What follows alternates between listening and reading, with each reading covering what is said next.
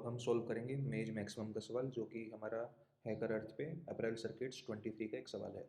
तो इस सवाल में अपने को क्या दे रखा है? इस सवाल में अपने को दे रखा है, हमारे पास एक 2D मैट्रिक्स है ए, जिसका साइज n क्रॉस m है और नंबरिंग हमारी 1 से लेके m तक रोज की हो रखी है और 1 से लेके m तक कॉलम्स की हो रखी है। ठीक है, तो उसके बाद हमें दे रखा है ए आई जे का मतलब क्या है? ए आई जे का मतलब है रो आई और कॉलम जे का एलिमेंट। ठीक है, अपने को निकालना है एक possible maximum value of X. अब एक्स क्या है? तो there exist at least one row and at least one column where all the values of all elements are greater than equal to X. इसका मतलब क्या हुआ? इसका मतलब है कि एक ऐसी रो है और ऐसा कॉलम है जिसके सारे के सारे एलिमेंट्स x से बड़े हैं। ठीक है, और अपने को इस x को मैक्सिमाइज करना है। तो ये हमारा एग्जांपल दे रखा है। इस एग्जांपल के अंदर हमारी पहले लाइन में इनपुट दे रखा है, इनपुट फॉर्मेट के अकॉर्डिंग, कि पहले हमारे पास नंबर ऑफ रोज है और नंबर ऑफ कॉलम्स हैं। और फिर हमें एक ऐसे x की वैल्यू निकालनी है सच दैट उस x से बढ़े कॉलम के अंदर सारे एलिमेंट्स हो और रो के अंदर सारे एलिमेंट्स हो। तो फॉर एग्जांपल इसके अंदर अपने को क्या दे रखा है?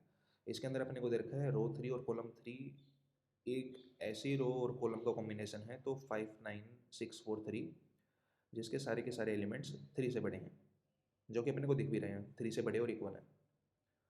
और ये जो 3 है ये मैक्सिमम पॉसिबल वैल्यू है, मतलब कि मैं इस 3 को अगर 4 कर दूं तो ऐसा कोई भी रो और कॉलम का कॉम्बिनेशन नहीं होगा जहाँ पे 4 सबसे छोटी वैल्यू हो। ठीक है, तो इस सवाल को कैसे करेंगे? इस सवाल को करने के लिए पहले एक बार ब्रूट फोर्स देखते हैं। ब्रूट फोर्स का मतलब क्या होगा? अगर हमें पता हो कि रो नंबर 1 और कॉलम नंबर 1 के लिए मिनिमम वैल्यू क्या है, रो नंबर 1 कॉलम नंबर 2 के लिए अपने को पता हो मिनिमम वैल्यू क्या है। Similarly row number 1 column number m के लिए अपने को पता हो मिनिमम वैल्यू क्या है, एंड सो ऑन। अगर हमारे पास रो नंबर n और कॉलम नंबर m के लिए पता हो हमारे पास minimum value of I comma M क्या है। हम मिनिमम वैल्यू क्यों उठा रहे हैं? क्योंकि हमारे सवाल के अंदर है कि सारे के सारे elements greater than equal to X हैं और हमें इसका आइडिया लग ही गया है कि हर एक रो और कॉलम के कॉम्बिनेशन के लिए हमें उनमें से मिनिमम वैल्यू निकालनी है। ठीक है, तो एक बार अगर हमारे पास ये मिनिमम वैल्यू जा गई, हमें मैक्सिमम निकालना है इन चीज़ का। तो मैं क्या करूँगा, इन सभी का मैक्सिमम मैं आउटपुट प्रिंट कर दूंगा, ये मेरा होगा आंसर। ठीक है, ये होगी ब्रूट फोर्स अप्रोच। लेकिन ये मिनिमम मैं कैसे कैलकुलेट करूँगा? तो कैलकुलेट करना बहुत आसान है। कैलकुलेट करने के लिए मैं क्या करूँ, मैं एक, मान लिया मेरे को पहले रो और पहले कॉलम के लिए मिनिमम निकालना हो, तो मैं क्या करूँगा, मान लिया मैं 4 row equal to 1 to n, 4 column equal to 1 to m। ठीक है, तो मेरे पास रो नंबर आ गया, कॉलम नंबर आ गया। अब मैं एक लूप चलाऊंगा। लूप किसके लिए चलाऊंगा? इस रो के लिए और इस कॉलम के लिए, और इन सब का मिनिमम मैं मान लिया किसी नई मैट्रिक्स में स्टोर कर रहा हूँ। ठीक है, तो ये जो एंट्रीज हैं रो 1 कॉलम 1 ये तो ओरिजिनल मैट्रिक्स की हैं, और मान लिया मैं मिनिमम एक मैट्रिक्स बना रहा हूँ जिसके अंदर मैं इसका आंसर स्टोर करूँगा। तो अगर मैं एग्जाम्पल की बात करूँ, उस एग्जाम्पल के ऊपर जाते हैं 2 1 3 4 2 4 5 9 6। तो अगर मैं इसको बनाऊँ 2 1 3 4 2 4 5 9 6, तो इसके लिए मिनिमम मैट्रिक्स क्या बनेगी? इसके लिए मिनिमम मैट्रिक्स बनेगी 3 क्रॉस 3 की। ये वाली एंट्री क्या होगी? अपने अप्रोच के अकॉर्डिंग ये वाली एंट्री होगी इस रो और इस कॉलम के अंदर मिनिमम वैल्यू। तो पहली रो और पहले कॉलम के अंदर मिनिमम वैल्यू है मेरी 1। क्यों? क्योंकि ये वाला अपना पॉइंट है और इसके अंदर सबसे मिनिमम हमारे क्या है, एक हो गया ये वाला, तो यहाँ पे हमारा आएगा 1। ठीक है, सिमिलरली अगर मैं सेकेंड रो या अगर मैं एंट्री भर दूँ इस पॉइंट के कोरस्पॉन्डिंग, तो यहाँ पे इस शेप के अंदर हमारा 1 मिनिमम है, यहाँ पे हमारा 1 मिनिमम है, यहाँ पे हमारा 1 मिनिमम है और यहाँ पे हमारा 1 मिनिमम है। इसकी बात करते हैं। इस रो के अंदर मिनिमम 2 है, इस कॉलम के अंदर मिनिमम 2 है, तो इस रो और इस कॉलम के अंदर टोटल मिनिमम 2 है। इसके अंदर मेरा आंसर आ जाएगा 2, इसके अंदर भी मेरा आंसर आ जाएगा 2, और इसके अंदर मेरा आंसर आ जाएगा 3।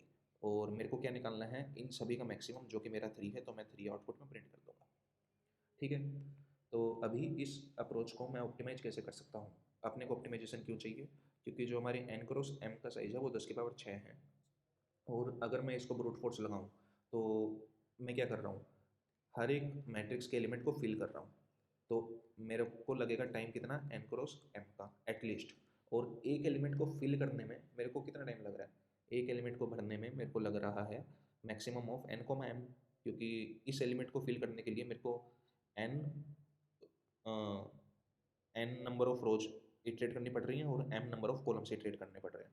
तो ये होगा मेरा, ये टाइम की कॉम्प्लेक्सिटी होगी। अगर मेरा n क्रॉस m अपने को दे रखा है लेस देन इक्वल टू 10⁻⁶, तो अगर मैं ये मान के चलूँ कि n की मान लिया मैं वैल्यू रखता हूँ 10⁻⁶, और m की वैल्यू मान लिया 10⁻⁶ नहीं रखते, 10⁻³ रखते हैं।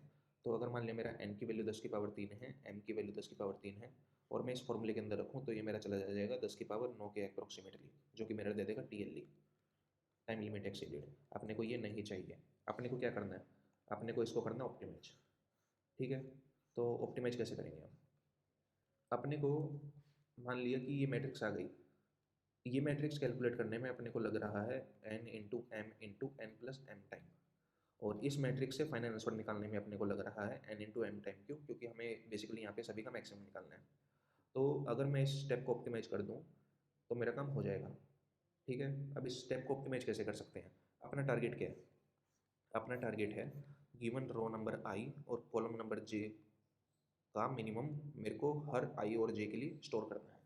ठीक है, तो मैं इसको ऐसे स्प्लिट कर सकता हूँ कि ये वाली एंट्री जो है कि मिनिमम ऑफ, मतलब मिनिमम मैट्रिक्स की एंट्री आई को j क्या होगा, मैं इसको m से रिप्रेजेंट कर देता हूँ। तो मान लीजिए मेरी ओरिजिनल मैट्रिक्स ए थी और ये मेरी नई मैट्रिक्स m है।